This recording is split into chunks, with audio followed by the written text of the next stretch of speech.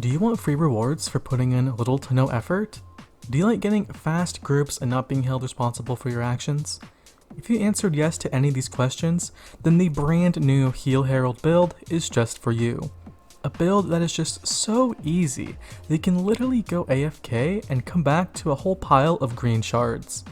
Heal Herald is a build that I personally enjoy for its simplicity and ease of use. Turning off my brain or watching my favorite streamer on the second monitor while clearing endgame content feels like a blast.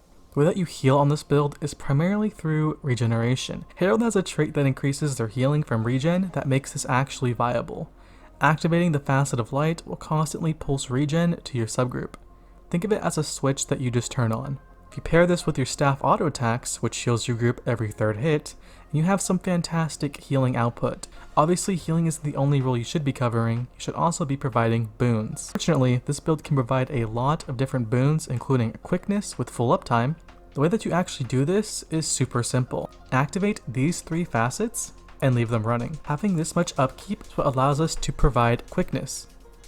Before you reach 29 seconds of quickness, activate your F2 facet so that it goes on cooldown. This will allow you to regenerate enough energy by the time that it comes back up, and seeing as how quickness is capped out at 30 seconds, there's no point in having it above that. After it comes back off cooldown, just go ahead and use it again until you reach that 29-second mark. Thanks to our gear, you will have more than enough time to activate it again before quickness wears off. And that's literally the entire rotation.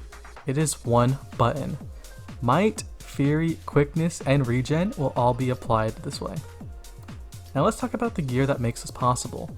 When choosing what gear to run, I like to think of this build as a well-oiled machine. A means to an end, if you will. What I mean by this is, how much healing power can I just throw in there while still having enough boon duration?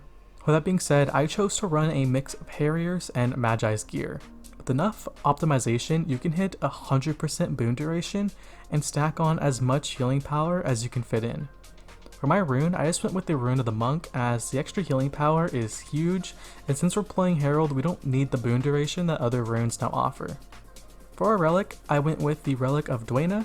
This one is a no-brainer. It's just a flat 20% increase to our regen healing. Needless to say, Secrets of the Obscure was really kind to this build. Now for those of you who want to optimize this build even further, what you could do is start to legend swap.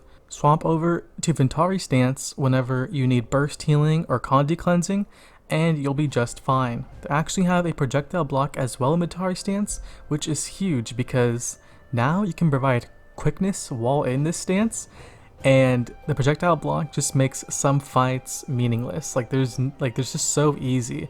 Specifically the Aetherblade strike, even Aetherblade CM, when you put up your projectile block, Scarlet Briar in phase 2, phase 3 literally does no damage at all. If you're not being hit by swirlies or circles, her AoE little balls that fly out, yeah, your dome blocks all those, so you just take no damage. It makes the fight super easy. It's just free gold, free shards. On top of this, before you leave Glint stance or while you're in Glint stance, you can actually channel your Elite facet, which will grant your team protection and make them take less damage. So if you can optimize your energy usage, then this could actually be a really nice tool. Besides this, of course, we do have Jala stance that we can flex in and out depending on the encounter to make it so that we can provide stability to our group at all times. And that's about as far as this build goes. You know, it's very simple, it's very easy.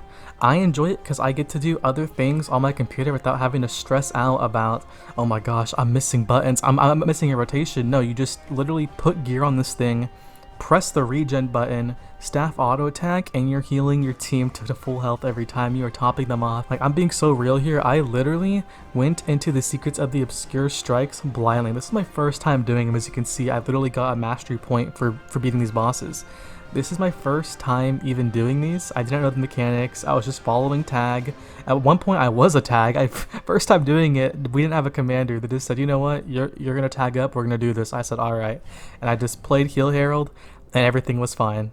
There was a death or two, but it's because they didn't know the fight. But yeah, I didn't know how to do these fights. So if you're like me and you don't want to read mechanics, you just want to play the game, you just want to get rewarded, just slap on this build, go into any strike, and you are chilling. But yeah, that's going to be the end of this video. If you guys enjoyed, let me know by leaving me a like and a sub.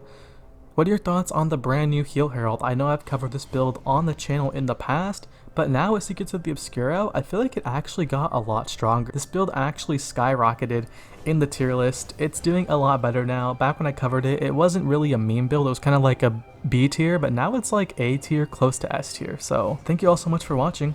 I'll see you in the next one.